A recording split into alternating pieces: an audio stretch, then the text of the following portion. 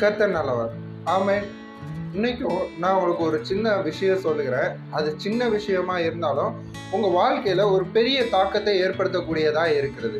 ஒரு வார்த்தையினால உங்க வாழ்க்கையில ஒரு பெரிய மாற்றத்தை உங்களாலேயே ஏற்படுத்த முடியும் அப்படின்னு சொன்னா நீங்க நம்புவீங்களா? நீங்க நம்பலைனாலும் அதுதான் உண்மை. இதை எதன் அடிப்படையில நான் சொல்லுகிறேன் அப்படின்னா, ஆதியில தேவன் இந்த பூமியை சிருஷ்டிக்கும் பொழுது, பூமியில உள்ள உயிரினங்களை சிருஷ்டிக்கும் பொழுது, இப்படி எல்லா காரியத்திலையும் தன்னுடைய வாயிலிருந்து வார்த்தையை சொல்லி சொல்லி தான் சிருஷ்டித்தார். அது எல்லாமே அப்படியே உண்டாயிற்று. அது நல்லது அப்படின்னு கண்டான்னு சொல்லி இருக்குதுல்ல. இப்படி நான் சொல்லும் பொழுது அவர் தேவன், அவர் செய்வாரு, நான் சாதாரண மனுஷன் தானே அப்படிங்கிறீங்களா? இதற்குமே வேதத்துல ஒரு சில குறிப்புகள் கொடுக்கப்பட்டிருக்கு. அதுல ஒரு சம்பவம் தான் யோசுவாவின் சம்பவம். யோசுவா ஒரு பகல் பொழுது அப்படியே நிறுத்தினான் பாத்தீங்களா? அவன் தேவனா?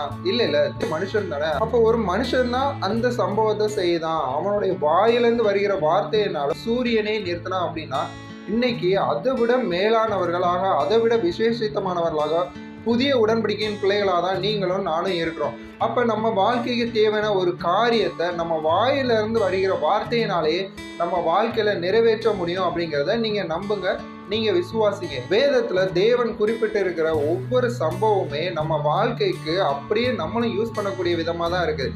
அவரால் வார்த்தையை சொல்லி இந்த பூமியை சிருஷ்டிக்க முடியும் அப்படின்னா, உங்களாலையும் வார்த்தையை சொல்லி உங்களுடைய வாழ்க்கைக்கு தேவையான ஒவ்வொரு காரியங்களும் ஏற்படுத்த முடியுங்க. உலகத்தான் கூட சொல்லுவான், ஒரு வார்த்தை கொல்லும், ஒரு வார்த்தை வெல்லும் அப்படின்னு. அதாவது ஒரு வார்த்தை உருவாக்குமா, ஒரு வார்த்தை அழிக்குமா. உலகத்தவனுக்கே இவ்வளவு ஒரு அறிவு இருக்கும் பொழுது நீங்களாம் தேவனுடைய பிள்ளைகளா இருக்கிறீங்க. உங்களாலையும் வார்த்தையினால வாழ்க்கையை கட்டமைக்க முடியும் அப்படிங்கிறத இன்னைக்கு நீங்க தெரிந்து கொள்ளுங்க. இந்த பிரபஞ்சம் முழுவதுமே உங்களுடைய வார்த்தைக்கு கட்டுப்பட்டு இருக்கிறது. ஏன்னா தேவன் தன்னுடைய அதிகாரத்தை உங்களுக்கு கொடுத்து இருக்கிறார். உங்க வாழ்க்கையில இருக்கிற என்ன ஒரு காரியமா இருந்தாலும் சரி, உங்களுக்கு அது தேவை அப்படின்னா அந்த காரியத்தின் மூலமாக பிதாவினுடைய நாமம் மகிமைப்படும் அப்படின்னா நீங்க வார்த்தையை வெளிப்படுத்துங்க.